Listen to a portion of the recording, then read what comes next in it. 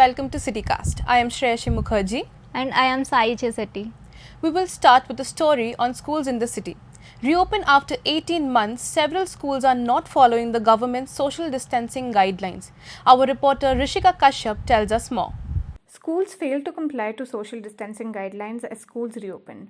Students complained that the schools lack adequate sanitization. There were no social distance markings. Like social distancing, like the benches were far away, but there was no sanitization and all. Only in the entrance that they did it. That too, like everyone weren't checked. We just went in, we could just walk in. Education department says that the attendance right now is 23 to 30%. ಸರ್ಕಾರದ ಆದೇಶದ ಮೇರೆಗೆ ನಮ್ಮ ಶಾಲೆಯನ್ನು ಪ್ರಾರಂಭ ಮಾಡಿದ್ದೇವೆ. ಎಲ್ಲರೂ ಕೂಡ ಬರ್ತಾ ಇದ್ದಾರೆ. ಅವರಿಗೆ ಯಾವುದೇ ರೀತಿಯಾದಂತಹ ಭಯ ಇಲ್ಲ. Several schools have not earmarked lanes at the entrance and inside. There's poor sanitization and irresponsible thermal screening. All our teachers are double vaccinated as per the COVID guidelines from the education department. So it's only allowed around 20 to 25 students in a single class, and we are allowing only 2 students to sit in a single desk. Parents are not willing to send their children to schools as they are not vaccinated. Social distancing and no sanitizing in the school. So as a parent, I'm a bit worried. Violation of social distancing rules could cause a problem dealing with the third wave. This is Rishika Kashyap reporting for CityCast. It may be the right time to buy houses in Bangalore as the demand for properties are increasing. Our reporter Shubham Chauhan brings us more. A report by Knight Frank India shows the sale of residential houses in Bangalore grew by 131% between July to September 2021 as compared to the corresponding months of 2020. Around 11,000 units were sold in the city in the last 3 months compared to about 5,000 units between July to September 2020. At the beginning of the pandemic, I lost my job. I started doing things by my own. I had some savings and I put those savings into the work. Within a year or so, I was in a situation where I can think of buying a house. Experts say that the strong bounce back in Q3 2021 has mainly been in the mid-segment and luxury housing category. Brokers say that the pandemic has also led to people across income groups upgrade to bigger houses because of the space crunch experienced during COVID. People have realized space is more important. That has made them upgrade for a better property. Bank loan interest rate, which are very low today. According to reports, home loan interest rates offered by many banks is at an all-time low in the 6 to 6.5% per annum range compared to the 10 to 12% per annum earlier. Meanwhile, the Builders Association has cautioned that losses borne by builders during COVID in expenses like steel and cement may trigger a price hike for consumers in the future. In future, because of the losses incurred and the expenses that could not be avoided, there might be some pressure in the prices for real estate. The real estate market in Bangalore has picked up with data indicating that people are willing to invest more in housing. This is Shubham Chauhan reporting for CityCast. Working professionals and students continue to wait for the refund of their security deposit from co-living spaces. Our reporter Saili Patil tells us why.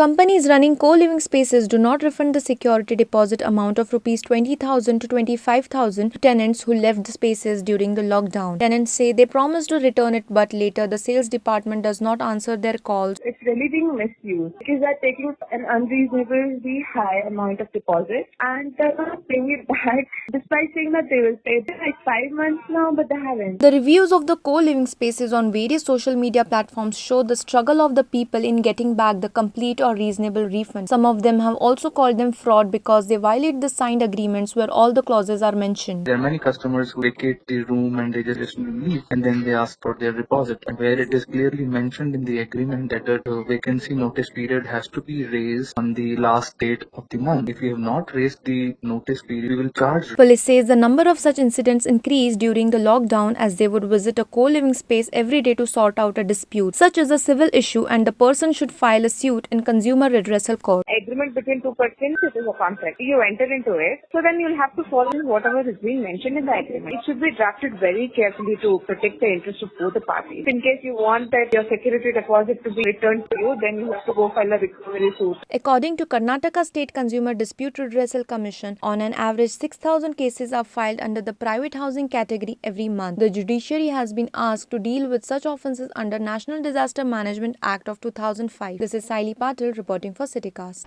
Bangalore's hotel industry is seeing an increase in the number of customers. Our reporter Rishabh Rai tells us more on this story. After a year and a half of lockdowns and hotels functioning under strict restrictions, hotels are now recovering and getting back on their feet. Almost 1 lakh domestic tourists visited urban Bangalore in August 2021. Earlier this year, the number of tourists fell from 3.5 lakhs to 2.8 lakhs from the month February to March. And we are doing room nights of close to 70 to 80% occupancy. Almost all the categories of hotels have slashed down their prices. So for example, if we were selling at 5,000 and above, we are selling at 3,000 now. People have been upgrading to better and higher rated hotels on getting big discounts. They have to attract the guests, customers.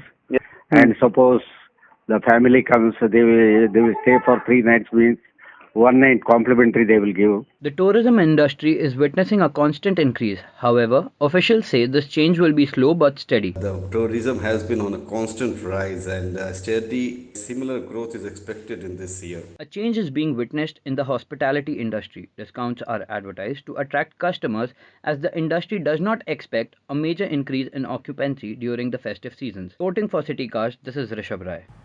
We'll be back after a short break.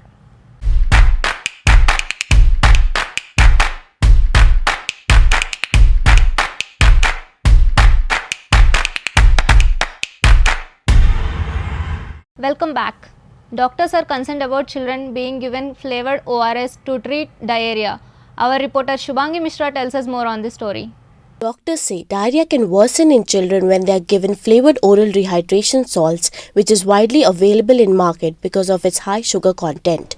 The high sugar levels can lead to osmotic diarrhea and can make the dehydration worse. Whenever you take more sugar, the body tries to absorb whatever sugar and the rest it dumps out. So that's why we shouldn't add more sugar because it can cause more watery diarrhea if it doesn't absorb, or the kidneys also will dump out more urine along with the sugar. Doctors say many parents are not aware of added sugar in ORS. Many parents from rural complain of their child health deteriorating after giving the children the flavored ORS. Specialists say glucose in ORS should not be more than 13.5 gram per liter. Most medical clinics sell flavored ORS as it is more in demand among buyers. People are still going for ORS cell, which is really not meant for diarrhea patients. In order to prevent hospitalization and death of infants, community healthcare specialists assign field workers to instruct people on how to prepare a standard ORS. Field workers do go and educate them regarding how it's done. It has to be boiled, it has to be clean water. Then sugar and salt, and it has to be added in a particular amount and mixed, and the way it is has to be given after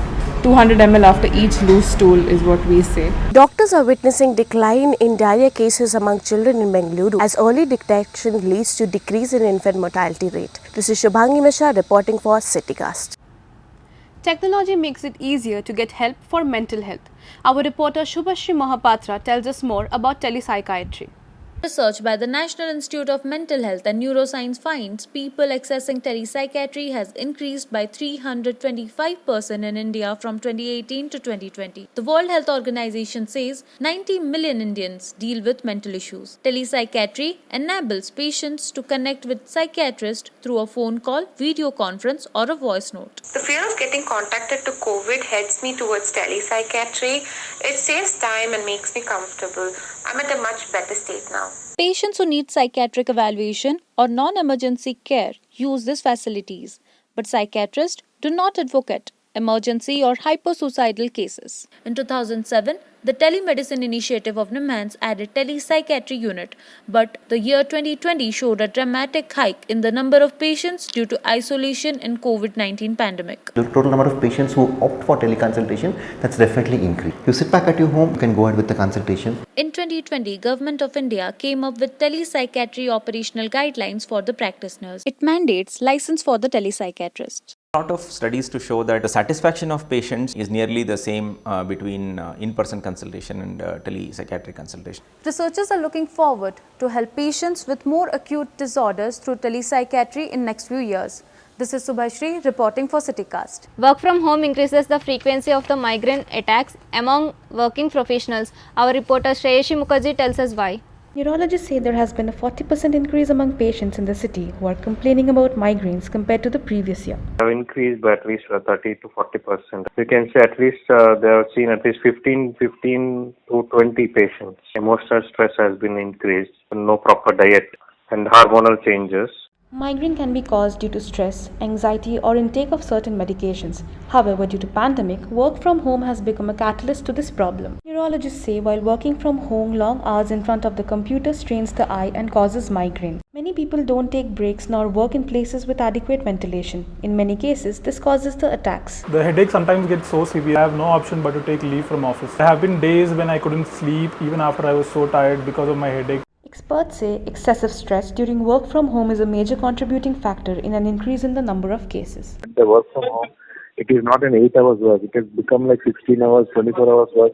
Effective duration of work has increased when they work from home. The exposure to the radiations of the screens has increased. It is important to take frequent breaks while working from home to cope with the stress and to reduce the frequency of migraine attacks. This is Shreyashi Mukherjee reporting for CityCast. We will be back after a short break. On the other side, we'll see how hair donation is helping women to tackle negative body image.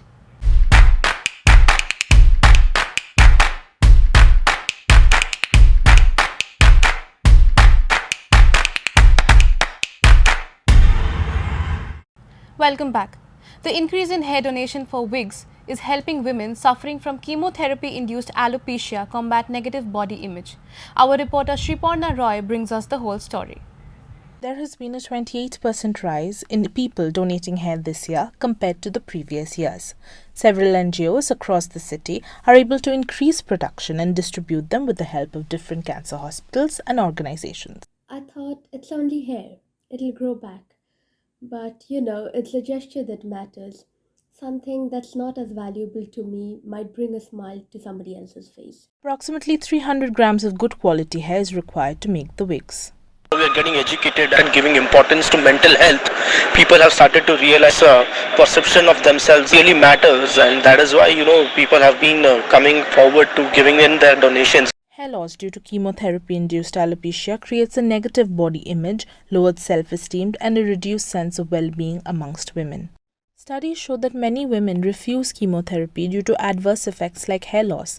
However, the wigs help to boost up their lowered self-esteem. Because of this side effect, patients over the time tend to develop body image issues. Patients have been advised, or it is their decision whether they would like to wear wigs. From different hospitals itself or various organizations have volunteered to give them free wigs. Although there are treatments like scalp cooling which prevent chemotherapy-induced alopecia, it is not affordable for many. This is Shriparna Roy reporting for CityCast. Bangalore's historical buildings are threatened due to lack of a proper body to monitor heritage conservation. Our reporter Vinaya K tells us more. Recently, BBMP raised an old building in Shivaji Nagar without taking its heritage value into consideration. Same is the case with many old structures in the city like Russell Market. They are not maintained properly, nor are they considered heritage buildings. Past from 35 years, we have seen every in and out of Russell Market. We love Russell Market. Don't have any facility to the market. BBMP, they are least bother. The well in front of Russell Market, built during the period of Hyder Ali, is a garbage pit now. 300 years के ऊपर हो गया वो इतना open करके छोड़ दिया, बोलने के बाद भी उसको ना बैरिकेड डाले ना क्लोज करे, पूरा गार्बेज डाल के पूरा खराब कर दिया. BBMP says they want to retain the market as it is, but haven't allotted any funds for the maintenance of it yet. So they have given it for the renovation, that's one, but no grant has been allotted yet. Monumental type of. So if you have to give the facility everything, I have to demolish some part of the portion and then renovate it, right? Bangalore doesn't have a proper heritage committee to look into this issue. Number of buildings in the cities which are heritage but which are not protected. Problem is that we do not have a BUAC, the Bangalore Urban Art Commission, but once the BUAC is set up, we need to create this list, and then so the BUAC should first make a list of buildings which need to be notified as heritage. As heritage conservation groups suggest, a city's future cannot be built on the graves of its past. This is Vinaya reporting for CityCast. Handicraft artisans are waiting for a helping hand in the city. Our reporter Sai Chisetti brings us more. The Karnataka State Handicrafts Development Corporation Limited says nearly 25% of 4,000 artisans in Bengaluru have lost their job as they are finding it difficult to survive. Financial crisis is very high apart from 2 years. Right being we are borrowing some amount from somebody for interest. Face this pandemic. The main source of income for the artisans were from melas and exhibitions. These melas are not organized anymore owing to the pandemic. Hence, they lost their only means of earning. NGOs who work to connect artisans to markets say they are not able to support them beyond helping them with the basic rations during the lockdown. That they don't have sale, they don't have food to eat because of COVID. And from last 5-6 years also we are helping some tribal selling their products in so low cost. Pradhan Mantri Mudra Yojana scheme was launched by the government to help artisans. Under the scheme, the beneficiaries can apply for a loan of 50,000 to 10 lakhs. However, only 20% of them applied. If their account is good, they are getting. If they are not maintaining bank balance or faithless in bank, they are not getting the loan. As the festival season is just around the corner and people have started shopping, after pandemic, artisans are hoping that their livelihood will blossom. This is Sai Chetty reporting for CityCast. BBMP is not able to clear the garbage black spots in Bengaluru. Our reporter Yukta Shah tells us more on this story.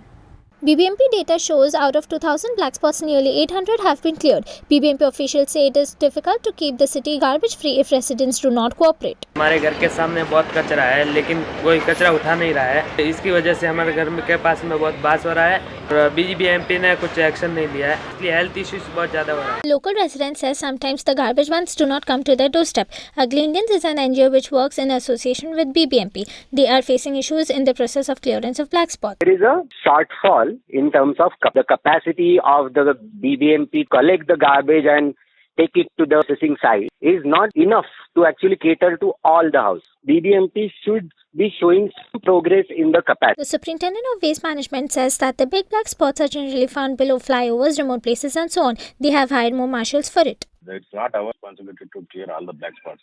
We are doing it. BBMP alone cannot do, madam. Marshal क्या करेगा? एक ward में घूमता रहेगा. There are people who are not complying with regulations and are charged a fine of ₹1,000. There are so many black spots in Bangalore and BBMP is not taking any solid action towards removing it. This is Yukta Shah reporting for CityCast. That's all we have for today's bulletin. You can log on to our website www.citycast.in for more news stories. Thanks for watching.